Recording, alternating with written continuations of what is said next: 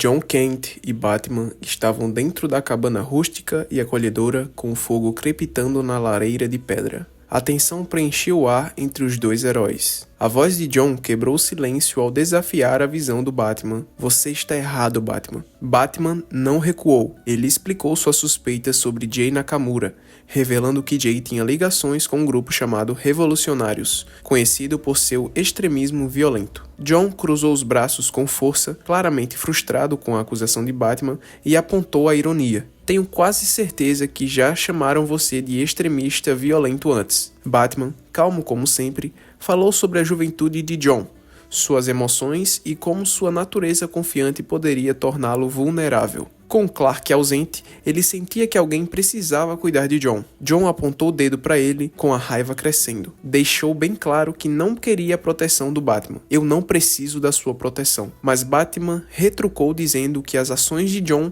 tinham consequências muito além de sua vida pessoal. Como o ser mais poderoso do planeta, Batman disse que Jon precisava começar a carregar essa responsabilidade como algo que realmente importava. Por dentro, os pensamentos de Jon ferviam. Ele queria gritar, defender Jay, talvez até envergonhar Batman para fazer seu ponto de vista ser ouvido. Mas no fundo, havia uma verdade incômoda pairando no ar. Batman podia estar certo. Esse pensamento o atingiu com força. Em um súbito surto de supervelocidade, Jon saiu disparado do cômodo, deixando para trás uma rajada de ar que fez os papéis voarem por toda parte. Logo em seguida, Jonathan Kent entrou, segurando 2 canecas de café fumegante, uma com os dizeres "Melhor pai do mundo" e a outra "Melhor mãe do mundo". Aproximando-se de Batman e oferecendo-lhe uma caneca, disse calmamente: "Bruce, quero falar uma palavra com você, filho."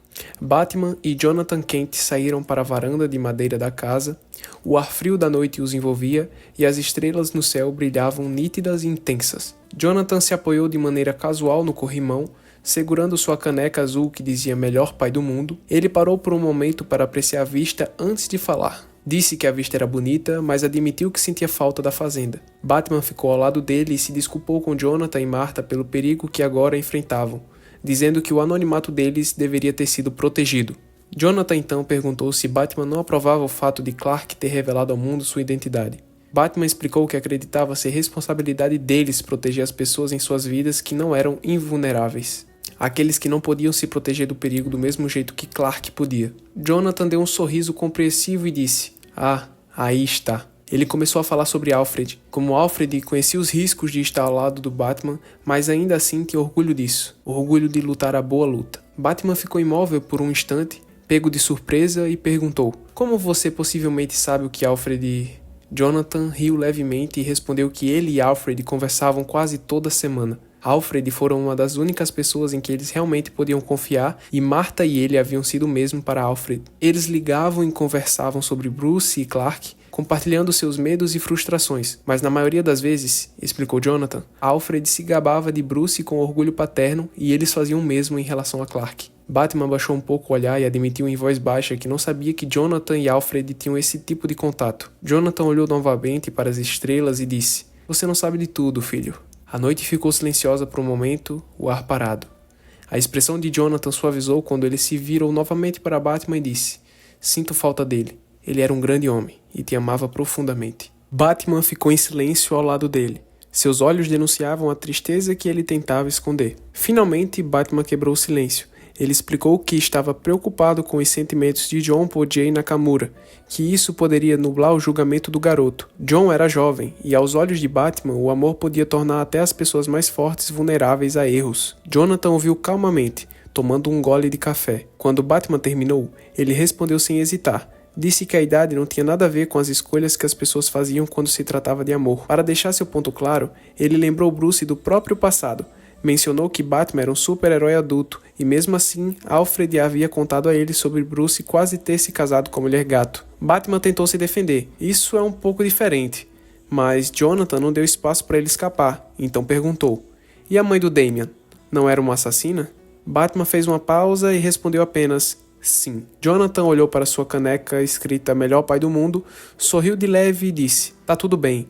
Todo mundo já fez escolhas impetuosas por amor em algum momento." Ele falou sobre como Martha e ele provavelmente foram os mais impossíveis de todos. Afinal, foi por amor que decidiram criar um alienígena que caiu do céu. Lembrou Bruce de que, quando ele era jovem e estava aprendendo a ser o Batman, Alfred o deixava cometer erros.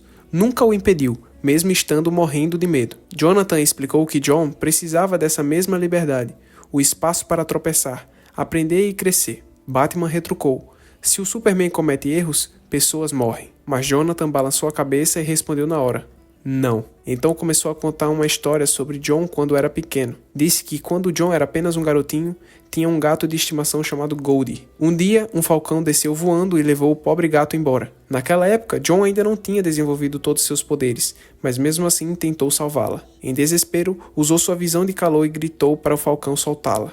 O resultado foi trágico. Em sua tentativa de resgatar Goldie, ele acidentalmente queimou tanto o falcão quanto o gato. Jonathan explicou que esse momento mudou John para sempre. A partir daquele dia, John se tornou cauteloso, talvez até cauteloso demais. Ele ainda cometeria erros como qualquer pessoa, mas nunca mais permitiria que algo ou alguém fosse ferido se houvesse uma maneira de evitar isso. Batman então disse que se ele estivesse certo sobre Jay, as coisas poderiam dar muito errado. Jonathan não negou essa possibilidade. Em vez disso, respondeu que, se Batman estivesse certo, John descobriria por conta própria. Ele explicou que John era idealista, não ingênuo. Talvez até houvesse algo que John conseguisse enxergar e que Batman não tinha percebido. Jonathan continuou, destacando que, apesar de tudo, o que John havia passado, ele ainda buscava o bem nas pessoas. Batman rebateu dizendo que esse tipo de otimismo podia ser perigoso. Perguntou se Jonathan realmente queria que John procurasse o bem até mesmo nas piores pessoas. Jonathan não hesitou. Disse que era exatamente isso que se deve querer do ser mais poderoso do planeta. Alguém que não desiste das pessoas com facilidade. Então, olhou diretamente para Bruce e concluiu: e entre nós dois, quem teria mais experiência em criar um Superman? Se houver algo sombrio em Jay, John vai descobrir. Isso vai destruí-lo, mas ele vai descobrir. Enquanto isso, John voava sobre o oceano e ligou para o Asa Noturna. E aí, Asa Noturna, o que você tá fazendo? Perguntou ele. Do outro lado da linha, o Asa Noturna estava em Bloodhaven, bem no meio de uma luta contra um grupo de incendiários. As chamas ardiam ao redor enquanto ele se movia com agilidade em meio ao caos. Só lidando com alguns incendiários, respondeu Asa Noturna. John chegou rapidamente à cidade, avistando a cena lá de cima.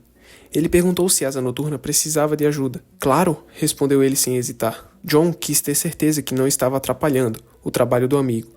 Mas Asa Noturna o tranquilizou, dizendo que não tinha nenhum sentimento de posse sobre os criminosos. Meu águia pode aceitar um pouco de ajuda do Superman, brincou ele. Ele ainda mencionou um pequeno incêndio próximo, mas antes que pudesse terminar a frase, John já havia aparecido num piscar de olhos e apagado as chamas com um único sopro. Asa Noturna se virou para ele e apenas disse: valeu. Depois de apagar as chamas, John ajudou o Asa Noturna a capturar os incendiários. Usando sua força, ele entortou e envolveu vigas de aço próximas ao redor deles, prendendo-os para que não pudessem escapar. Asa Noturna perguntou o que estava acontecendo com ele. Brincando, perguntou se John tinha sido acusado de outro assassinato. John se aproximou voando e respondeu que não era nada disso. Era sobre o Batman. Asa Noturna imediatamente entendeu e perguntou: o que o Batman fez dessa vez? John explicou que o Batman tinha dito para ele não confiar em Jay. Asa Noturna não pareceu surpreso. Ele explicou que o estado natural do Batman era a desconfiança. Algo tinha acontecido com ele quando era criança, e desde então ele vive procurando perigo em toda situação e tentando controlá-la. Então John perguntou se o Asa Noturna confiava em Jay. Asa Noturna respondeu honestamente, dizendo que Jay parecia um cara legal e que ele tinha feito muitas pesquisas sobre a The Truth. Quando Damian contou a ele sobre isso pela primeira vez, decidiu investir, mas admitiu que não podia saber de tudo. Os dois se sentaram juntos e Asa Noturna disse: quero dizer, isso é o que o Batman faria, e eu entendo que você está se sentindo protetor com sua família em perigo, mas andar por aí escondido não parece algo que combine com você. John sugeriu que talvez pudesse simplesmente tentar conversar com Jay. Asa Noturna concordou, dizendo que isso soava muito mais com ele e o aconselhou a fazer exatamente isso, seguir o seu próprio jeito. E assim, John escolheu o seu próprio caminho, não do Batman, nem o de mais ninguém. Não se esqueçam de curtir o vídeo e se inscrever no canal. Fui.